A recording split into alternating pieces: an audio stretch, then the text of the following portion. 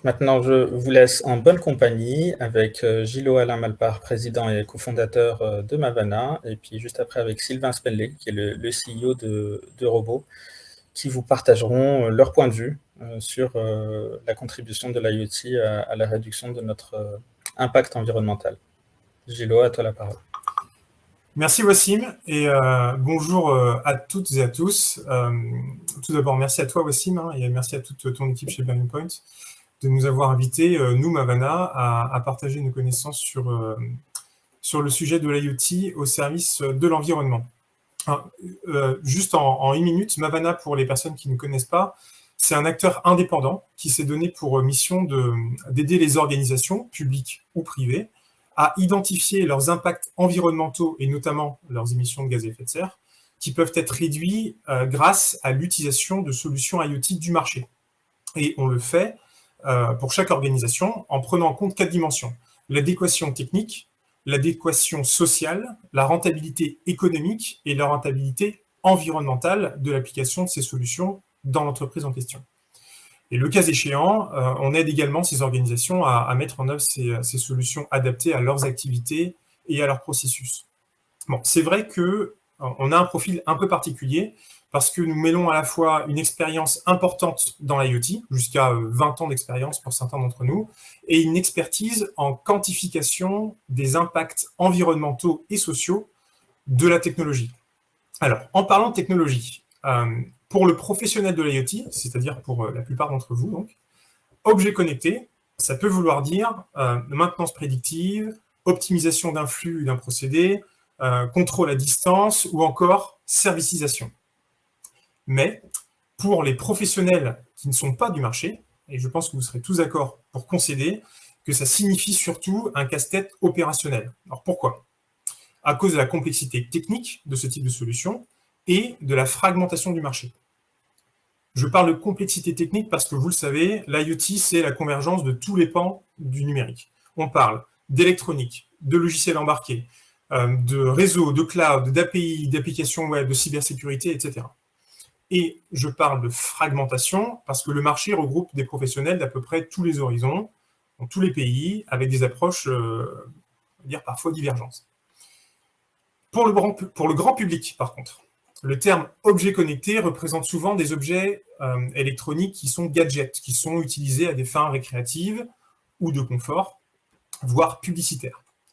Et c'est la raison pour laquelle, quand je parle de réduction d'émissions de gaz à effet de serre grâce à l'IoT, il n'est pas rare que j'observe chez les professionnels de l'environnement, cette fois-ci, des réactions dubitatives.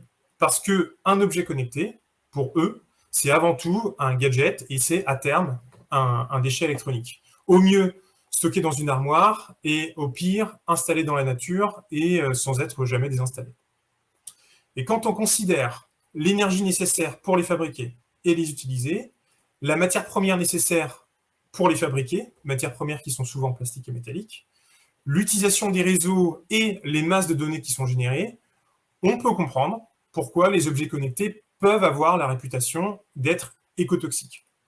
Alors, comment fait-on pour distinguer le gadget du reste ? Comment peut-on établir qu'une solution contribue effectivement à réduire l'empreinte environnementale des activités humaines ?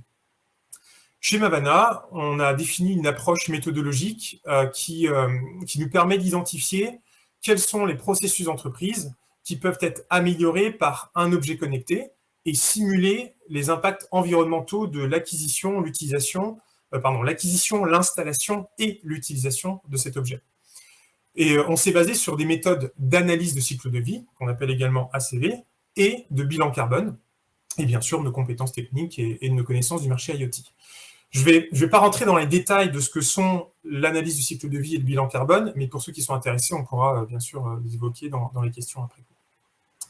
Mais avant de rentrer dans les détails de notre approche, je vous propose de passer en revue ce que dit le GIEC sur l'Internet des objets.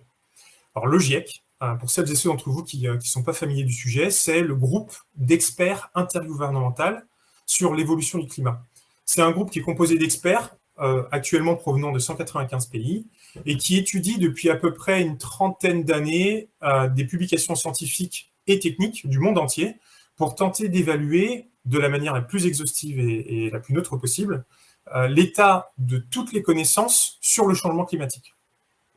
Et nous, Mavana, on a étudié les presque 3000 pages du dernier volet du 6e rapport du GIEC, qui est sorti en avril dernier, et je me propose de vous faire en 3 minutes un rapide résumé de ce qu'il en est dit sur l'IoT.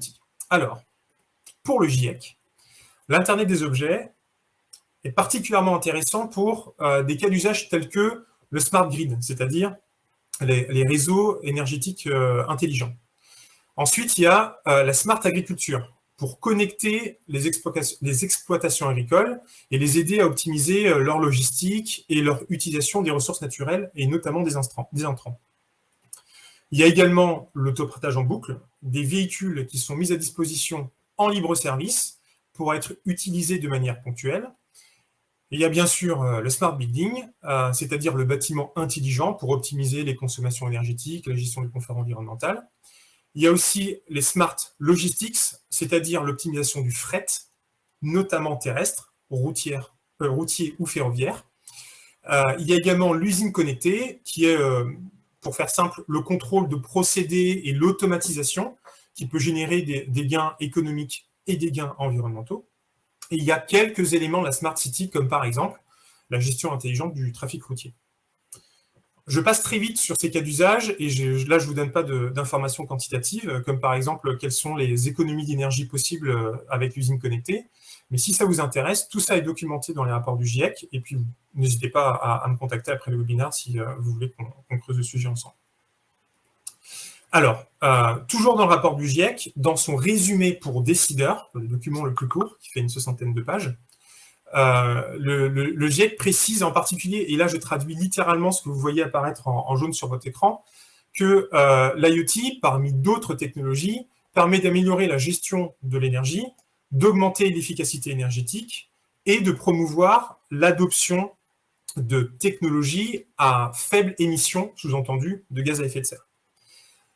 Mais le GIEC concède également qu'il manque beaucoup de connaissances et de preuves pour établir clairement l'impact de cette technologie. Certaines de ces contributions positives risquent d'être contrebalancées par ce qu'on appelle l'effet rebond. Alors, l'effet rebond, c'est quoi?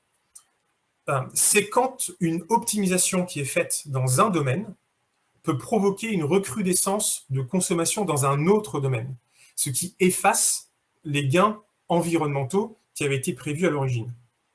Je vais vous donner un exemple, toujours tiré du GIEC. En matière de logistique, pour aider la gestion du dernier kilomètre en milieu urbain, alors le dernier kilomètre, vous savez, c'est celui qui est juste avant la livraison et qui est le plus lourd logistiquement et le plus coûteux, eh bien, il y a désormais des drones autonomes sur batterie qui permettent de livrer des biens plus rapidement et pour des coûts largement inférieurs à des camionnettes de livraison, notamment en s'affranchissant des personnels de conduite.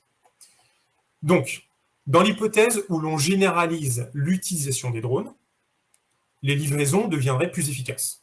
Et il est probable, pour ne pas dire certain, que la demande va suivre. Et donc que les livraisons augmentent beaucoup plus rapidement que si on restait sur un scénario camionnette.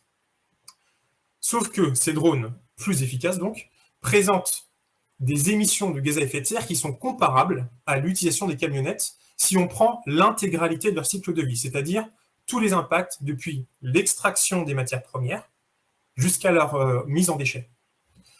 Et donc, si on a des émissions de gaz à effet de serre qui sont comparables à isopérimètre, l'augmentation de la demande va mécaniquement augmenter les émissions de gaz à effet de serre de manière absolue. Et donc, l'effet net sera en défaveur de l'utilisation de ces technologies pour ce cas d'usage en l'état. Je viens de parler du GIEC et d'analyse du cycle de vie. Le GIEC, c'est plutôt une portée mondiale et ça analyse beaucoup de choses d'un point de vue mondial, mais en la matière est plus proche de nous.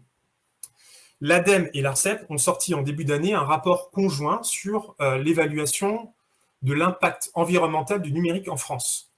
Pour ceux qui ne le savent pas, l'ADEME, c'est le bras armé du ministère de la Transition écologique, et l'ARCEP, c'est l'autorité de régulation des télécommunications notamment.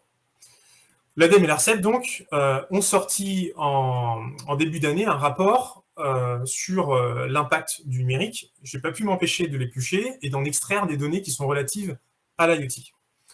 Et il en sort que si on considère l'intégralité du cycle de vie d'un objet connecté, en moyenne, 80% de l'empreinte environnementale des objets connectés réside dans leur fabrication et leur distribution, contre 20% seulement sur la partie utilisation. J'en conclus qu'il est nécessaire que les fabricants d'objets connectés adoptent une philosophie d'éco-conception. Parce que s'ils souhaitent que leurs produits aient des impacts les plus bénéfiques possibles, il est important de réduire cet impact dès leur fabrication. Alors, comment évalue-t-on qu'un objet connecté peut aider à réduire les émissions de gaz à effet de serre d'une activité? Tout simplement en mesurant. Je l'ai évoqué en début de ma présentation, chez Mavana, on a développé une méthodologie pour étudier la rentabilité environnementale d'une solution connectée qui est appliquée à une entreprise. Alors, il s'agit en fait de comparer les coûts de la situation actuelle, que l'on appelle le scénario de référence, avec les coûts d'un scénario qui intégrerait la solution connectée étudiée, le scénario IoT.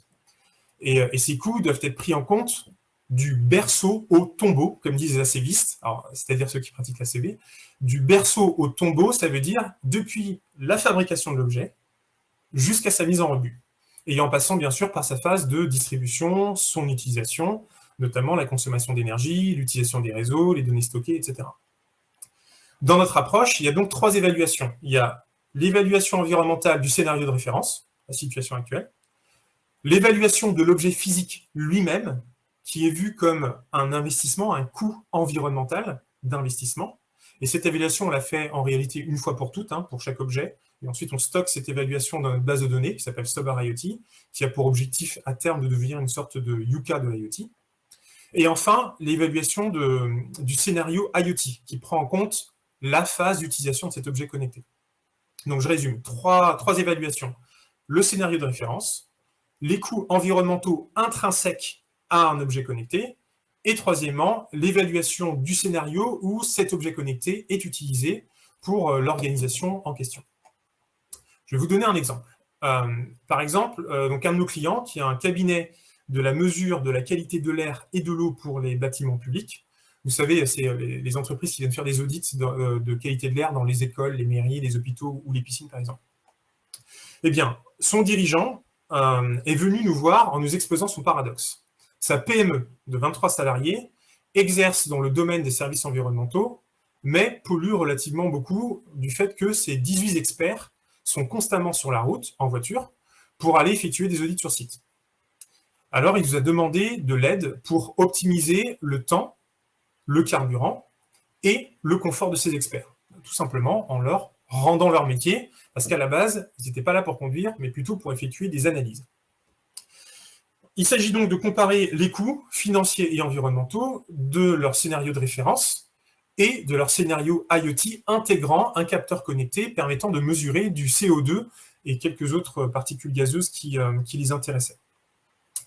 Et on a réussi à démontrer ainsi qu'il est effectivement intéressant, économiquement et environnementalement, d'installer des capteurs sur la plupart des sites qu'ils auditaient fréquemment, leur permettant donc de réduire la fréquence de passage, par exemple, de passer dans leur scénario de référence à un trajet par mois sur un site donné, à un seul ou 2 trajets par an. Par contre, la conclusion n'était pas universelle. Il était intéressant d'installer des capteurs IoT dans beaucoup des bâtiments, mais il était intéressant de continuer à se déplacer et ne pas installer de capteurs sur quelques sites. C'était notamment le cas pour les bâtiments qui étaient les plus proches de leur bureau, c'est-à-dire qui étaient à moins de 5 km et qui nécessitaient moins de 3 capteurs. Et puis, il y a certains bâtiments, même très éloignés, qui auraient nécessité l'installation de beaucoup de capteurs pour faire un audit pertinent, et le nombre beaucoup dépend bien sûr de la distance. En fait, c'est là qu'on va faire le compromis entre le gain donné par les capteurs IoT et le coût d'acheter et d'installer ces capteurs. Donc, au final, on a pu projeter des bénéfices pour cette PME. On est encore dans une phase d'observation, donc je ne peux pas vous donner les résultats effectifs, mais dans la projection, on a pu évaluer qu'il y avait un transfert de 1728 heures de conduite sur une période de 1 an, qui est transféré en période de production effective pour ces ingénieurs qui sont plus sur le terrain, mais qui sont plutôt à faire des analyses. Donc, en plus de ces 1728 heures qui correspondent peu ou prou à un équivalent temps plein, Il y a également une réduction de 84% de l'empreinte carbone de leur activité dès la première année et de 99% les années suivantes. Quelle est la différence? C'est que dans la première année, il y a un investissement en achat des objets IoT qui fait que ça grève un peu l'empreinte carbone, parce qu'il y a de l'empreinte carbone intégrée dans ces objets IoT. Et puis vous vous en doutez, le gain environnemental est principalement dû à une réduction de carburant, un gain qui leur a permis d'atteindre un seuil de rentabilité de ce projet d'installation de capteurs en moins de 6 mois, et c'était à une époque où le prix du carburant n'est pas celui d'aujourd'hui. Bon, voilà, je pense que j'ai passé à peu près mes 15 minutes, donc je vais conclure. Pour résumer ce qu'on s'est dit aujourd'hui, donc d'une part, l'IoT peut être un allié pour s'adapter et atténuer le changement climatique. Il y a également le fait que les objets connectés présentent un coût environnemental intrinsèque et qui n'est pas négligeable, et ce coût il est principalement dans la fabrication de l'objet lui-même. Ce coût, par contre, peut être considéré comme un investissement, et il convient de mesurer en fait les bénéfices qu'on peut en tirer pour une situation spécifique donnée. Et puis, il faut se méfier du biais psychologique qui a l'effet rebond, qui peut annuler les bénéfices premiers de l'optimisation faite grâce à l'IoT. Je parle bien d'un biais un biais psychologique, parce que c'est pas la technologie en soi qui peut être mauvaise, c'est plutôt l'utilisation qu'on va en faire qui peut complètement contrebalancer les gains environnementaux qui peuvent être faits par ailleurs. Voilà pour un tour d'horizon rapide. Alors, il y a d'autres sujets qui auraient mérité d'être abordés, comme l'éco-conception, par exemple, mais j'imagine qu'on aura peut-être d'autres occasions d'en discuter lors de prochains IoT Time. Et avant de passer le micro à Sylvain, qui va vous parler d'économie d'eau, qui est un sujet ô combien important, surtout quand on vit dans le sud de la France, je vous rappelle, ou je vous apprends pour les personnes qui seraient venues en cours de route, que Bearing Point et Mavana travaillent en ce moment sur la rédaction d'un livre blanc qui devrait sortir en octobre, et dont l'objectif est d'expliciter et de quantifier plusieurs cas d'usage pour lesquels l'IoT peut aider à réduire l'empreinte environnementale, empreinte carbone et empreinte eau par exemple, des activités humaines. Voilà, c'est tout pour moi, et puis on se retrouve juste après pour les sessions questions-réponses.